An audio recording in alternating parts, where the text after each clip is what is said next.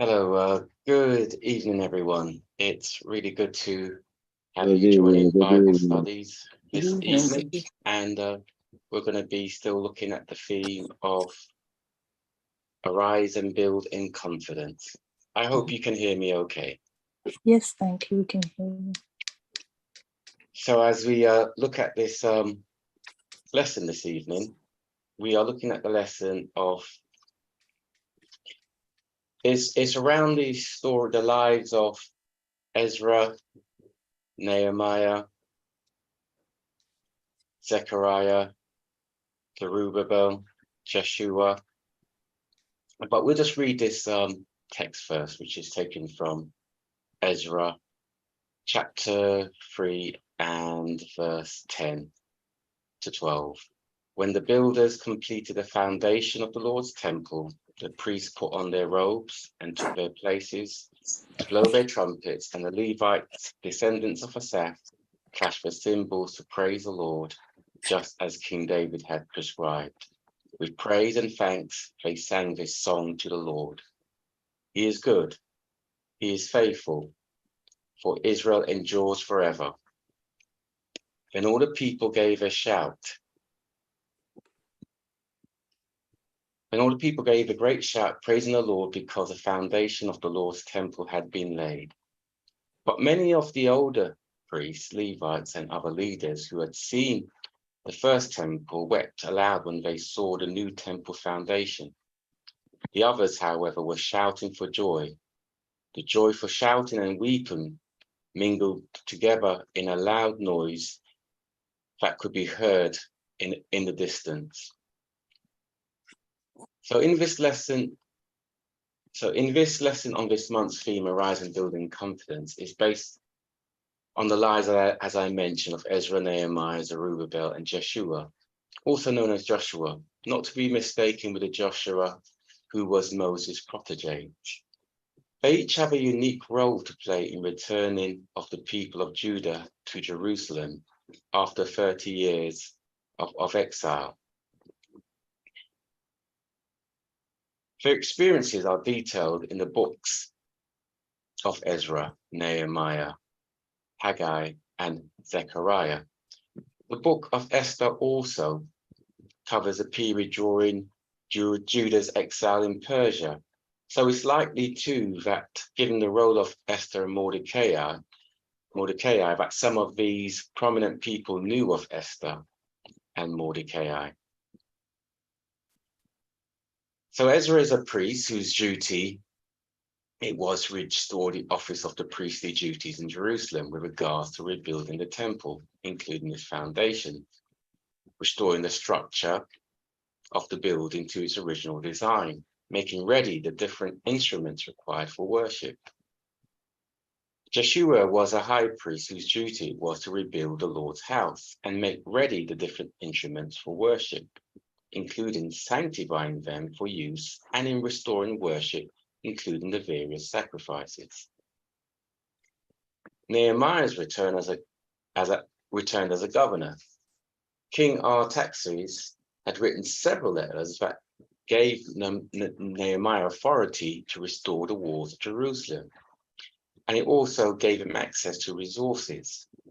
And with these, he effectively meant to build a wall that could encircle the temple and provide some security for surrounding territory. Zerubbabel was a governor in Judah. The picture we are presented with across these books is one of extremely challenging times.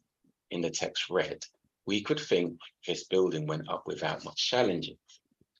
But in understanding these books, we see much clearer the numerous challenges that were faced. They were returning to a land familiar to them, where everything had changed. A home left unattended provides easy pickings for looters and invaders. Many of these looters and invaders settled in the land. They experienced a lot of hostility from these inhabitants who became the new settlers. The practices they were familiar had been eroded. Threats, conspiracies, plots were formed to discourage the people and to murder key leaders. Psalms 137, which captures the essence of how they felt in slavery, paints a picture of how the people mourned to return to their ancestral home. By the rivers of Babylon, there we sat down, yea, we wept when we remembered Zion. We hanged our harps upon the willows in the midst thereof. For there they that carried us away captive required of us a song, and they wasted us, required of us mirth, saying, sing us one of the songs of Zion. How shall we sing the Lord's song in a strange land? If I forget thee, O Jerusalem, let my hand forget her cunning. So Persia, where they have come out of exile from, is a land that was always estranged to them. Judah is now hostile to them.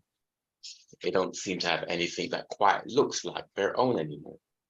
Yet hope is what they hold on to. And hope is important.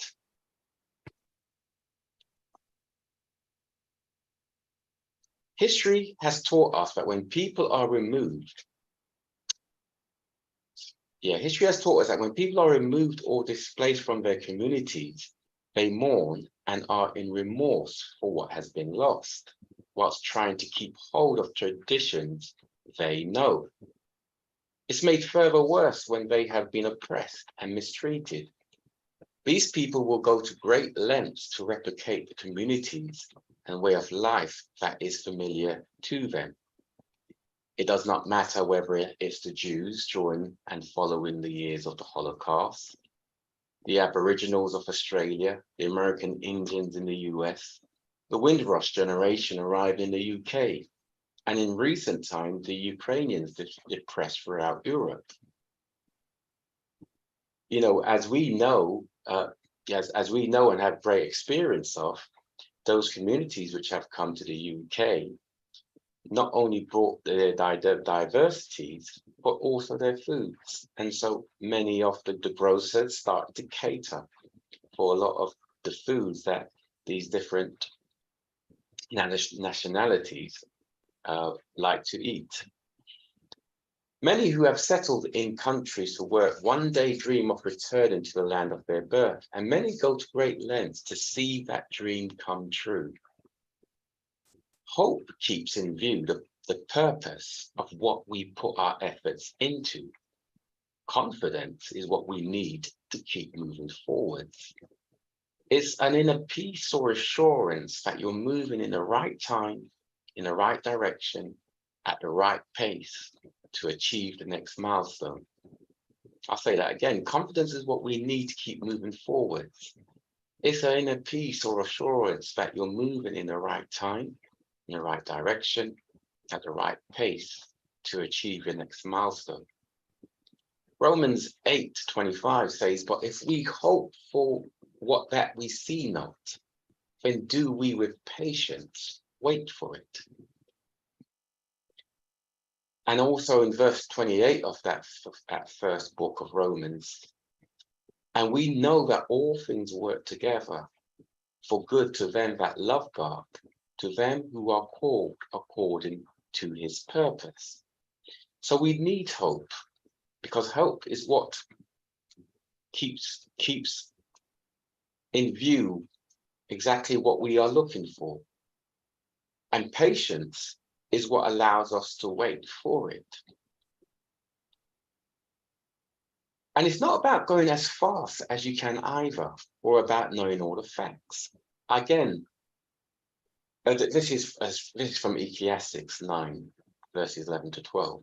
Again, I saw that under the sun, the race is not to the swift, nor the battle to the strong, nor bread to the wise, nor riches to the intelligent, nor favor to those with knowledge, but time and chance happen to them all. And so confidence, even in these verses, is not about knowing all the facts. And it's not about trying to do things as quickly as possible. Actually, confidence, when we have confidence, we know that we can actually move at the speed that we ought to, because we believe within our hearts that we already have the things that we need and that we have the ability to undertake the task within the time to the cost. Like a builder, I should say, a competent builder who is undertaking a project. He's able to cost the project. He's able to set the timescales by which he expects the project to be completed by before he has to then pick up new work. He knows exactly what the overheads are going to be, and also he knows exactly what sort of situations he might meet up against. And even if he doesn't meet up against something that is probably a bit new, he knows the people, and he knows those tradespeople or skills by which he can allow the project to get back on course again. James gives us this reassurance. My brethren, count it all joy when you fall into various trials, knowing that the testing of your faith produces patience. But let patience have its perfect work, that you may be perfect and complete, lacking nothing. If any man lacks wisdom, let him ask of God, who gives to all liberally and without reproach, and it will be given to him. But let him ask in faith, with no doubting, for he who doubts is like a wave of the sea driven and tossed by the wind. And so even in this verse of James, which is taken from James chapter 1, this again is about confidence. Because when we actually go through various trials and when we go through various situations, it's all about building our confidence in God. We got to remember who is the author of many of these trials. Now, I'm not talking about the trials that we put ourselves into because, of like a weakness that we have in us. James also talks about lust. I'm not talking about the things that we lust after, or the things that we covet after, or the things that we want. I'm talking about those things that God puts us into, puts us through to build our faith, to build our trust, to build the fruits of the Spirit. Those are the things that I'm talking about here. And this is what James is talking about when he says, count it all joy when you fall into various trials, knowing that the testing of your faith produces patience, and let that patience have its perfect work, so that you may be complete, and that you may be perfect, and that you're lacking nothing. Yeah. And if you're lacking, then he says, seek wisdom. So just going back again to the lives of these individuals that we touched on at the beginning, during their years of captivity, they lost many freedoms, privileges, and rights. Yet during this time, many had not lost sight of their identity. And your identity is very important, because if you don't know who you are, then it's a real issue to begin with. And sometimes, if we even go back sometimes to the conversation between a mother and a child, a mother and a child will be trying to instill that confidence in their child at different ages, just to allow the child to be able to know that they can actually do certain things on their own. We get to a certain age sometimes where the parent will not necessarily hold the child's hand, so that the child can walk beside them and know that I am still there with you. Yet at times, it's very important that the child's hand is held, because if a child and a parent is going through a crowd, the child needs that security of knowing that they're holding on to someone. And as a parent, we want to have that confidence that, yes, we got a hold of our child. So during the years of captivity, they lost many freedoms, privileges, and rights. Yet during this time, many had not lost sight of their identity. And as I was saying about identity, that's very important. And even in Ephesians chapters 1 and 2, Paul goes to great lengths to actually explain to believers their identity in Christ. And knowing our identity is really important in God. During difficult times may affect how we go about our daily lives, but they have a way to cause us to somberly focus on our identity and our worth. Biblical confidence is never when everything is going right. Just think about that for a moment. Just imagine everything is going right in your life. Then why would we need God? If everything that you put your hand to, I put my hand to, always went right, why would we need God? But biblical confidence is knowing what to do in those situations that confront us, where we know that it may be, to use that term, all hell breaking loose around us, or where it could be things overwhelm us.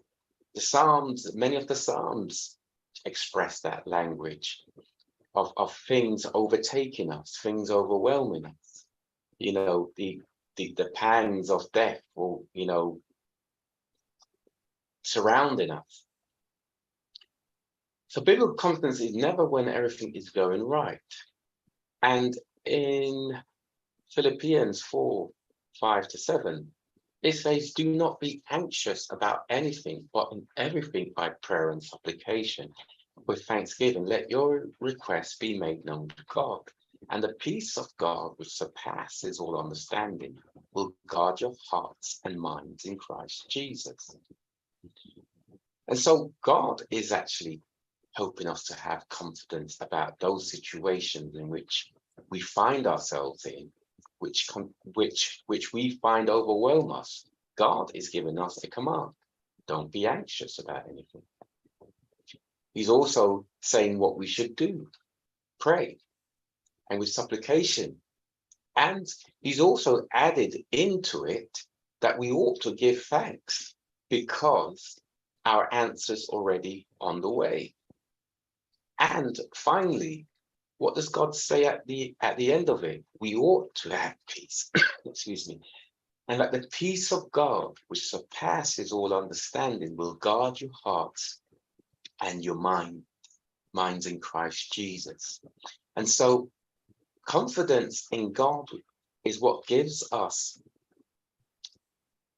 that ability to be in the midst of the storm, yet to be at peace, knowing that God has everything in control. It's like the disciples on the boat with Jesus. And they were afraid because of the storm, yet Jesus could be in the midst of the storm, on the boat, sleeping. And when they should wake him to get his attention, because they were afraid that they would all be perishing, all Jesus said to the storm was, excuse me, peace be still. Confidence is required when you need to trust God in the midst of your fears and anxieties, and to know that God's guidance and protection is all you need. I'll say that again. Confidence is required when you need to trust God in the midst of your fears and anxieties, and to know God's guidance and protection is all you need. Psalms 23, verse 4, yea, though I walk through the valley of the shadow of death. That's what David said in that Psalms. Yea, though I walk through the valley of the shadow of death. Yeah, that's confidence. I will fear no evil. Consider Psalms 51, again written by the psalmist David, who had written this after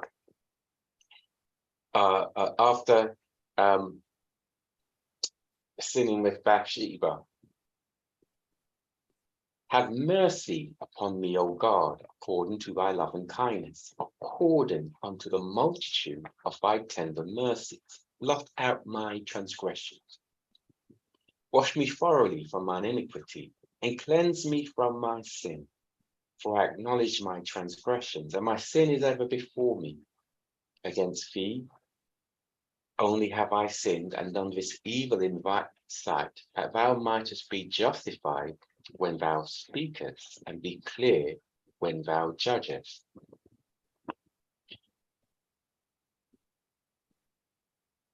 When do we see David's confidence? Well, is it not in the very first opening of the Psalms? Yeah. It's not in the bit of, I'll read that again, sorry. When do we see David's confidence? Well, it's not in the very first opening of that Psalms when it says, have mercy upon me. That's the request. But it's in the second part of that opening of the Psalms, according to thy loving kindness, according to the multitude of thy tender mercies. David's confidence in approaching God is because he knows God is merciful.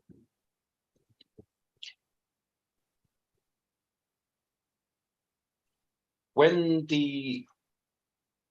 Nehemiah and Ezra and even Zerubbabel, the prophets who spoke, and Haggai, even during that time, Nehemiah and Ezra, they would have a plan. And this is taken from even in one of the books. So I came to Jerusalem and was there 3 days, and I rose in the night, I and some men with me. Neither told I any man what my God had put in my heart to do at Jerusalem. Neither was there any beast with me, save the beast that I rode upon. And I went out by night by the gate of the valley, even before the dragon well, and to the dung fort, and viewed the walls of Jerusalem, which were broken down, and the gates thereof were consumed with fire. Then I went on to the gate of the fountain, and to the king's pool, but there was no place for the beast that was on the neat paths. Then went I up in the night by the brook, and viewed the wall, and turned back, and entered by the gate of the valley, and so returned. And the rulers knew not whither I went, or what I did, neither had I as yet told it to the Jews, nor to the priests, nor to the nobles, nor to the rulers, nor to the rest that did the work. Then said I unto them. So before I get to that bit, so even Nehemiah, he says he came there, he came even to Jerusalem and was there 3 days, just assessing the situation. It talks about Nehemiah secretly in the night time, yeah, when there's not a lot of visibility as to what he's doing or what his purpose is. He gets up in the night time with a few men, both for security and both those who he wanted to console into or to share his plan. And it says that he did this at the night time. Yeah, and it says he went out, he went all around the building, viewing all the different parts of the wall. And then towards the latter part, he then addresses the people and then says, then said I unto them, ye see the distress that we are in, how Jerusalem lieth waste, and the gates thereof are burned with fire. Come and let us build up the wall of Jerusalem, that we be no more a reproach. So when we talk about arising and building in confidence, it's important, no matter what plans God puts in our heart, that we familiarize ourselves with exactly what it is God has placed upon our hearts. There's no point God giving us a vision or a dream and we just run out and with an aim to complete that vision and dream, and we have absolutely no idea of what sort of situation we are walking into. Wisdom says that we ought to acquire more knowledge and understanding of exactly of the challenge that we're facing. So this is exactly what Nehemiah does. He needs to build up enough information for himself as exactly the challenge. And also that when he's addressing the people, that he's not going to be surprised when they should say to him, for example, but you haven't seen how bad it is. Well, yes, I have, because I've gone and already viewed the wall. I've already reviewed the situation, and I'm fully aware of the challenges. And so whether in our daily lives, whether God's placing us a dream for a business or a venture, or whether it's in our workplace, whether it's for career aspiration, whether it's for our home, whether it's for a family, it's most important that we assess the situation as it is. Because that's the point from which we need to first have hope. Yep, hope of how that situation is going to change, and have the confidence. I like the words that God said unto Joshua, only be thou courageous, because confidence is about having courage, but confidence is a bit different to courage. Confidence comes from having courage in the situation, and then knowing that through courage and God turning the situation around, that it gives you more confidence. That's why David could say unto Saul, when about to go and approach a Philistine, that there was a bear and there was a lion on different occasions that tried to take one of my lambs, but I slew the lion and I slew the bear. And how David referred to even the opponent that he was about to face, that he is no different. Because that confidence came from David's previous experiences. And in those previous experiences, David had courage. So we need hope.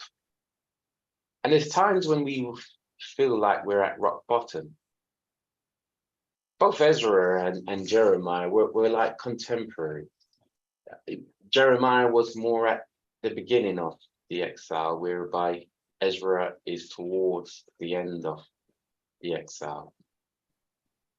And this is in Ezra 4, verses 4 to 5. When the local residents tried to discourage and frighten the people of Judah to keep them from their work, they bribed agents to work against them and to frustrate their plans. This went on during the entire reign of King Cyrus of Persia and lasted until King Darius of Persia took the throne. And so we have in this situation that even Ezra is actually facing a lot of hostility from the locals. We also even know that even Jeremiah, he faced even a lot of hostility when the children were about to be taken into exile by Nebuchadnezzar, the king of Babylon, because Jeremiah was the prophet who was prophesying what was about to happen, and he was facing a lot of hostility, even from the king and from the other prophets who did not believe him. And so there's going to be times when we're going to feel like rock bottom, but we still need to have confidence. We still need to have trust in God. We still need to hope in God.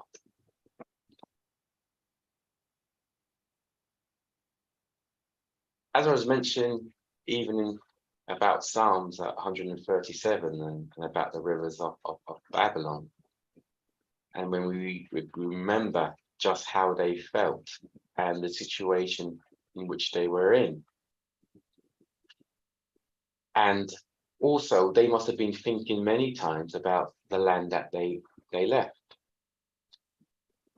And even with Nehemiah and Ezra coming back to the land and seeing the ruins, ruins should never define our posture, just our starting point for rebuilding. So no matter the situation that we're looking at in our lives, whether it's in our home, in our families, in our workplace, we could be a manager, we could be a supervisor, whatever it is we are tasked with, and we're looking at a situation which is not looking very hopeful, it is not looking very reassuring. Look at it again. I can remember even in one of the books, in one of the stories, it was almost like one of the prophets, God asked one of the prophets to look, and the prophet didn't look, and he didn't see anything. And he told him to look again, and he didn't see anything. And then all of a sudden he saw, like as it was, like a little hand that was reappearing. That was the sign of rain. So even when things are not looking good, we should not make that define our posture. Just our starting point for rebuilding. Ruin should never define your posture, for on your knees, you're in position to run a new race.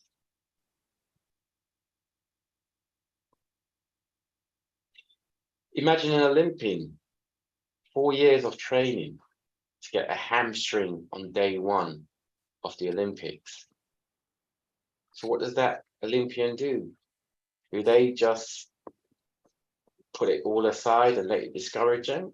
Or do they say, well, yes, you know, I was just a bit unlucky? But most Olympians, having done 4 years of training to get hamstring on day one of the Olympics, would say, well, there's another one in 4 years' time. Every building requires designs that can be understood by different administrators and professions, from concept through to foundation, building off the structure through to its decor. Such a build is God who sees. Such a build is how God sees it. He sees the end of it, even from its beginning. And so Ezra, I can believe Ezra and Nehemiah that they could see the end picture of how the temple was going to look and how the wall was going to look. Even from the beginning, when there was nothing there. Ezra 3 verse 4, they set the altar in its place.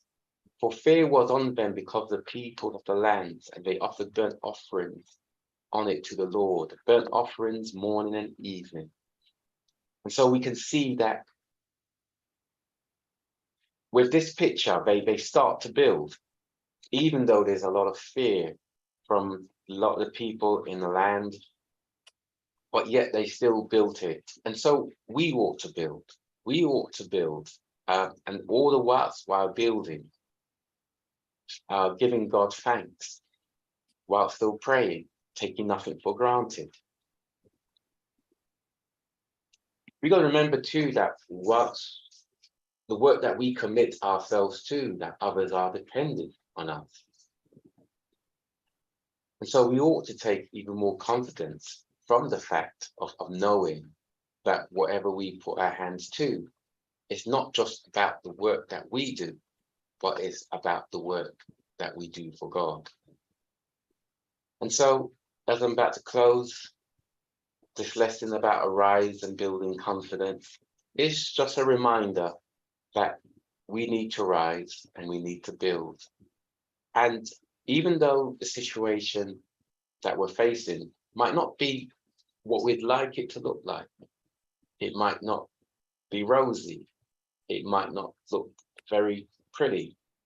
Actually, if we're about to build something, it's probably not going to be anything pretty. Sometimes some of the things we're building from scratch. Sometimes some of the stuff we're building on top of the work, what somebody else has done. But wherever we're building from, we ought to build, and we ought to have in view exactly what we plan to build. And we should also ensure that we build within ourselves that confidence, so that no matter what opposition and trials come our way, that we can continue building. And so I thank you at this time, even for joining.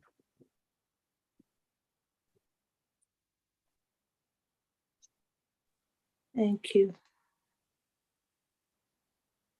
Bless you, sir. Bless you for the word.